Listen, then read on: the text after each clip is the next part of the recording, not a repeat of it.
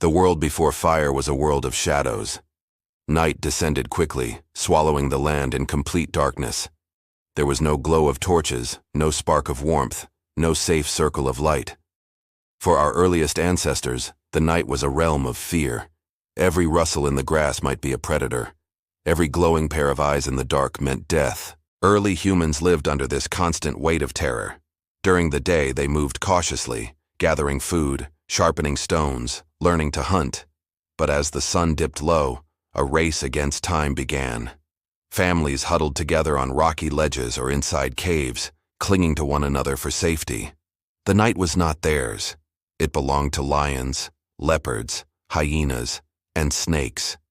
And in those long hours of darkness, survival meant silence, stillness, and prayer that the dawn would return. Yet nature had its own secrets. Sometimes during storms, lightning split the sky, striking trees with violent force. The crash of thunder was followed by an even greater terror, flames devouring the forest. Fire. It was wild, uncontrollable, alive.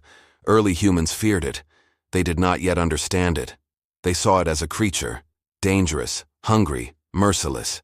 But fire was also mesmerizing. Its glow pushed back the darkness. Predators retreated from its reach. And when the flames died, they left behind warmth, blackened wood, and a strange new smell. Some of the bravest among them dared to step closer. At first, cautiously. Then with trembling hands they touched a charred branch that still smoldered. That was the beginning of curiosity. The moment humanity first reached toward its greatest discovery. At first, they could not control it. They could only steal it, carrying burning sticks from lightning-struck trees back to their caves. The flame was precious and yet fragile. It could die in an instant. If rain fell, or if the wind grew too strong, the fire was gone, and with it, their fragile sense of safety. So a new struggle began, not just to keep the fire alive, but to learn its secrets. Which woods burned longest? Which dried quickly enough to spark again? Could stone and stick bring flame to life without the sky's fury? These were questions that would take generations to answer. But in that struggle was the birth of something greater: knowledge. Fire was no longer just a wild force of nature. It was a challenge, a puzzle, a treasure. And for those who dared to approach it, it was power. That night, when predators prowled the edges of the firelight but did not attack, something changed forever. For the first time, early humans felt not just fear, but control. The circle of light became their fortress. The flames became their weapon. The discovery of fire was not just survival. It was the dawn of mastery. And so began humanity's greatest story: the taming of the flame. The fire crackled in the cave, shadows dancing across the stone walls. For the first time, our ancestors felt something unfamiliar. Warmth that did not come from the sun. The cold of the night no longer bit into their skin. Children slept more peacefully. And the beasts of the night, whose roars once echoed too close, now lingered in the distance, unwilling to cross the invisible barrier of flame. But fire was no gentle companion. It demanded care. It had to be fed constantly. If the flames grew weak, they vanished, and with them, all the protection they offered. A new role was born within these small tribes: the fire keeper. Someone would stay awake long into the night, watching the embers, feeding them with sticks and dried grass. If the fire died, so too did their shield against the wild. At first, fire was fragile, something to be stolen from the world, never created. They waited for storms to gift them the flames again. But storms were rare. Sometimes weeks, even months, passed with no lightning. And so the tribes fought each other for the rare treasure of a burning branch.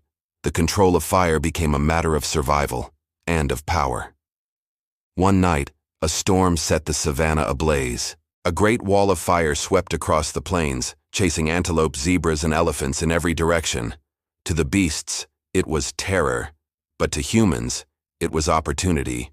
They watched as animals, cornered by the advancing fire, stumbled and fell. And when the flames receded, the ground was littered with the remains of prey too weak to escape. For the first time, fire had hunted for them. This moment changed everything. The fire was no longer just a weapon of fear. It was a tool, The charred meat of fallen animals was different, softer, easier to chew, and strangely satisfying. It filled them in ways raw meat never had. They did not yet understand why, but cooked food gave them strength. Their bodies changed slowly, their jaws and teeth needing less force, their stomachs less burdened. The flame was not only protecting them, it was transforming them. Still, there was danger. Too close, and fire scarred the skin. Too careless, and a shelter became ash. Many learned its lessons the hard way, but step by step, they grew wiser. The sparks that leapt when stones struck together began to catch their attention. Could they create fire themselves? It would take hundreds of generations before this mystery was unlocked, but already the idea had taken root. Fire began to reshape their world. At night, the tribe gathered around it, not just for safety, but for something new. Story. Shadows danced as elders spoke of hunts, of spirits, of dreams. The flame illuminated more than the cave walls. It illuminated imagination. Around the fire, language deepened, bonds strengthened, and humanity's first culture began to flicker into existence.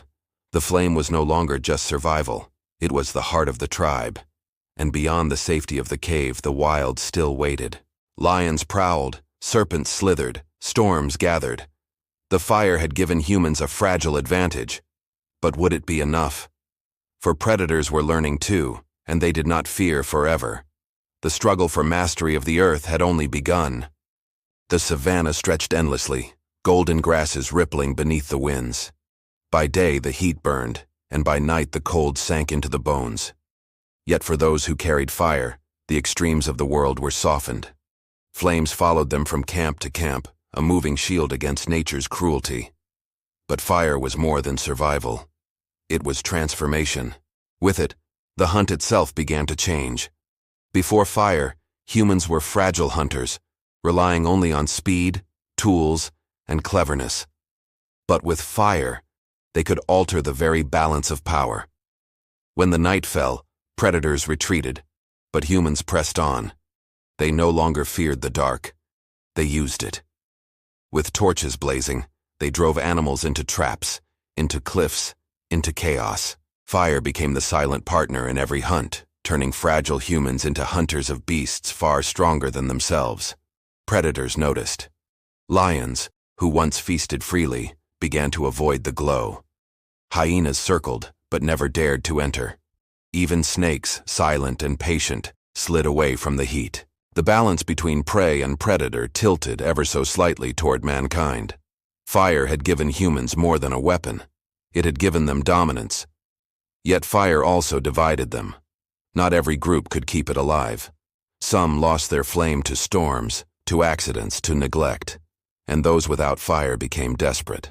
They raided other tribes, stealing burning branches, battling in the night with screams and shadows. For the first time, humans were not just fighting beasts, they were fighting each other, and fire was the prize. Over time, rituals grew around the flame. It was not merely heat and light, but spirit. The fire was fed carefully, spoken to, treated as alive. Some tribes whispered that fire was a gift from the sky, sent down by gods in bolts of lightning. Others believed it was the breath of the earth itself, escaping through cracks in stone. Whatever the truth, all agreed. Fire was sacred. And around its sacred glow, change accelerated. Cooking softened roots that were once too tough to chew. It unlocked the hidden strength in grains, in tubers, in meat. Slowly, bodies grew stronger, minds sharper. Energy once spent on endless chewing now fueled thought, planning, creativity. Fire was not only shaping their nights, it was shaping their future. With light came something else, something subtle. Fear receded. The night was no longer endless terror. Children grew up not knowing absolute darkness, but a world where shadows danced on walls. They listened to stories, to warnings, to dreams. They learned not just how to survive, but why survival mattered. The first sparks of imagination and wonder were born in fire's glow. But the wild world did not surrender easily. The great predators had not disappeared. A lion's roar still shook the night, A python's silent strike still claimed the careless. Storms still split the sky, and floods could drown whole valleys. Fire gave an advantage, but not victory. The struggle was not over. It had only shifted. And so, carrying their fragile flames from one place to the next, our ancestors moved forward into an uncertain dawn. Fire had given them power. But would it be enough to master a world that had never been kind? The answer lay in what came next. Learning not just to steal fire, but to create it. The fire glowed faintly in the ashes, embers pulsing like the heartbeat of the tribe. It was fragile, yet eternal. A secret now carried not just in caves, but in memory. The day had come when humans would no longer wait for the sky's lightning to strike. The idea had burned itself into their minds. What if we could summon fire ourselves? It began with chance. Sparks flew when stones clashed together, a fleeting burst of light that vanished too quickly. But someone noticed. Someone remembered. They struck stone against stone again, listening, watching, learning. At first it was only sparks, dying as soon as they appeared. But with dried grass, with leaves, with the patience of desperation, those sparks became flame. This was the moment, the greatest shift in the story of survival. Fire was no longer borrowed from nature, it was created. Humanity had taken control of a force greater than themselves. The world changed in that instant. No longer dependent on storms, they could build fire whenever it was needed. Shelters became warmer. Nights grew safer. Food transformed. Their range expanded. They could move into colder lands, harsher environments, and still thrive. Fire was the tool that turned the impossible into possible. But it was more than survival. Fire became the heart of identity. Each night, families circled its glow, telling stories that stretched longer, growing more complex, weaving lessons and legends. Firelight became the first classroom, the first temple, the first stage. Within its warmth, imagination flourished, and culture took root. Predators retreated further, not just from caves, but from entire valleys lit with flame. Even the vast herds of the savannah responded differently, wary of the glowing torches carried in human hands. The balance had tipped. Humanity was no longer just another prey animal. With fire, they had become something new. Hunters, storytellers, dreamers. And yet, fire was double-edged. Its hunger was endless. If untended, it consumed everything. Forest, grassland, even shelters. Tribes that grew careless paid dearly, watching their camps vanish in smoke and ash. They learned respect for the flame. It gave, but it could also take. Over time, this respect became reverence. Fire was seen as a living spirit, a bridge between earth and sky. In its crackle, some heard voices. In its smoke, some saw signs.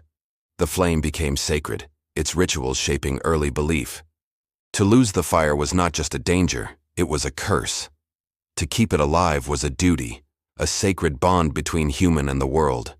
But no matter how they saw it, as God, as gift, or as weapon, the truth was undeniable. Fire had changed them.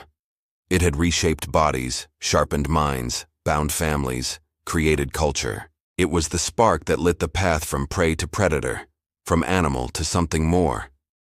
When the embers glowed against the endless dark, humans sat close, their faces painted in gold and shadow.